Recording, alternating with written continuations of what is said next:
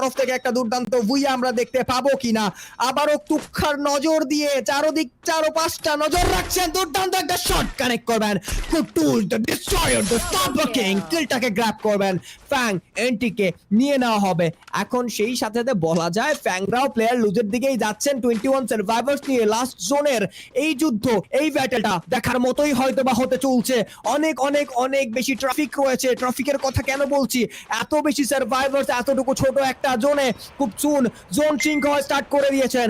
আর HK কি সামনে এগোবে নাকি রাইট সাইডের আপার গ্রাউন্ডটা ক্যাপচার করবে? কুট্টুস পুরোপুরি ভাবে সতর্কতার সাথে নজর রেখে যাচ্ছেন। ব্লেডের নজর ডান পাশে লেফট সাইড থেকে এন্ট্রি নিচ্ছেন ইউনিক লেজেন্ড। তাহলে কি ইউনিক লেজেন্ড ভার্সেস আর এইচকে একটা ফোর ব্যাটল আমরা দেখতে চলছে। আচমকা আক্রমণ ফেরছে তার থেকে, তারপর শট করা হয়েছে কানেক্ট। আবার ওয়াল প্লেস করবেন পার্মানেন্ট, আবার ইউজের চেষ্টা ইউজ করা হবে। ও মাই গড, ক্যারেক্টার স্কিলের বাট পাল্টা আক্রমণ। ব্লেড হয়তো এবার রাশ করে যাবেন। একের পর এক থ্রোবল গুলো ছোড়া হচ্ছে, ওয়াল ব্রেকের ভিডিওটা চালানো হচ্ছে। আবারও ক্যারেক্টার স্কিলের ইউজ ইজি যেন না তোপার একটা ডিসেবিলিটির শিকার হচ্ছেন। প্রেসার ক্রিয়েট করা হয়েছে, স্লিপকে নেওয়া হবে নকআউট।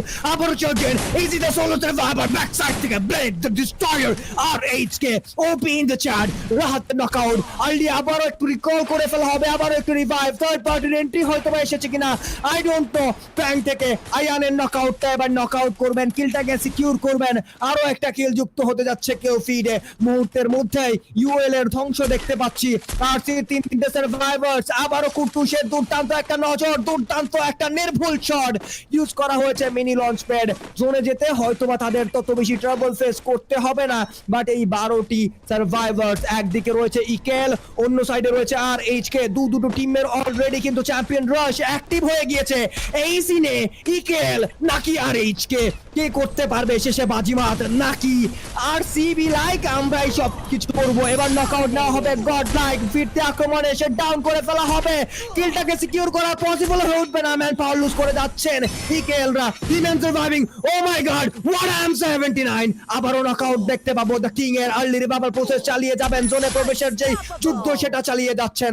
আরসি থেকে সোলো সার্ভাইভাল লিকু এখন পর্যন্ত যুদ্ধে যুক্ত থাকবেন। রাহাত ইউজ করবেন mini launch pad, right side থেকে ফ্ল্যাঙ্ক আউট করে যাবেন। এন্ড গেট কিপের প্রচেষ্টাটা চালিয়ে যাচ্ছেন। চারদিক থেকে ঘিরে ফেলার প্রচেষ্টা করবেন কিনা আর এইচকে, নাকি একসাথে এগিয়ে যাবেন বাংলার দামাল ছেলেরা? ব্যাক ফুটে থাকা ইকেল তারাও চেষ্টা চালিয়ে যাবেন। ম্যান পাওয়ারের দিক থেকে একটু পেছিয়ে থাকলেও তাদেরকে হয়তোবা ছাড়তে হবে না।